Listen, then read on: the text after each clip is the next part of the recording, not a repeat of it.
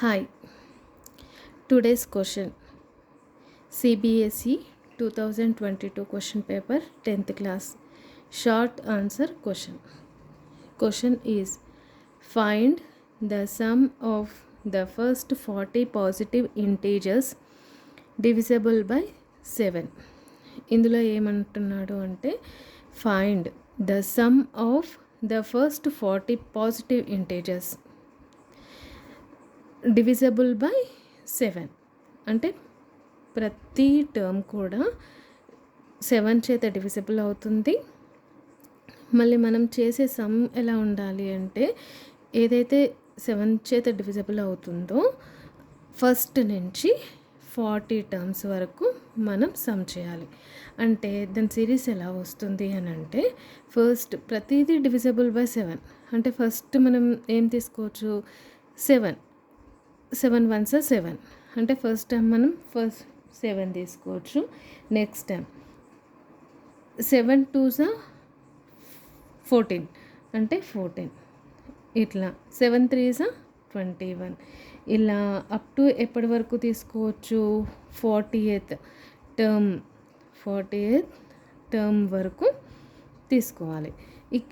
అవన్నీ ఈ 40th term వరకు కూడా మనం సమ్ చేయమని అడుగుతున్నాడు. అంటే 7 plus 14 plus 21 plus dash dash dash 40th term వరకు మనం సమ్ చేయాలి. ఇలాగే చేసుకుంటూ వెళ్ళాలి అంటే లెంతీ ప్రాసెస్ కాబట్టి మనం ఫార్ములాస్ని యూజ్ చేసుకోవచ్చు. మన ఫార్ములా ఏముంది సమ్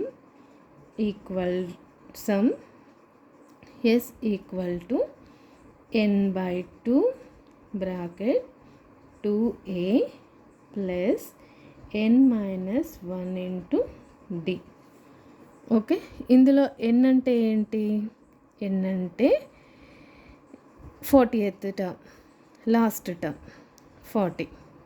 ఓకే, నెక్స్ట్ ఇందులో ఫస్ట్ టర్మ్ ఏంటి 7.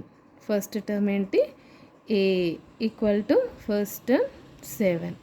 నెక్స్ట్ మనకి d కావాలి. d ఎలా వస్తుంది second term minus first term అంటే 14 minus 7 equal to 7. Okay, d వచ్చింది. ఇప్పుడు మనకి కావాల్సిన n value a value d వాల్యూలని ఈ సమ్ ఫార్ములాలో సబ్స్టిట్యూట్ చేద్దాం. అంటే s ఈక్వల్ టు n ప్లస్లో ఏం రాయాలి 40 by 2a ఏ వాల్యూ ఏంటి 7 ప్లస్ n ఏంటి 40th term minus 1 into d ఏంటి 7. నెక్స్ట్ 2 1s 2 2 2s 4 0 అంటే 20 2 7s 14 ప్లస్ 40ల నుంచి మైనస్ 1 చేస్తే ఏంటి 39 ఇంటూ 7 39 ఇంటూ 7 అంటే మనం 39 ఇంటూ 7 39 ఇంటూ 7 చేస్తే మనకి 273 వస్తుంది. ఓకే, 273 14 అంటే 273 వస్తుంది. ఓకే, రెండింటిని మల్టిపుల్ చేసి వేసాను 20 ఈ ప్లస్ చేయండి అంటే 4 ప్లస్ 3 7 7 1 8 2 అంటే 287. ఓకే, నెక్స్ట్ ఈ 287 ఇంటూ 20 మల్టిపుల్ చేయండి. Answer is 5740. ఇక్కడ నేను చేసిన సింప్లిఫికేషన్ ఏంటి ఇది ఒకసారి చెక్ చేయండి వస్తుంది.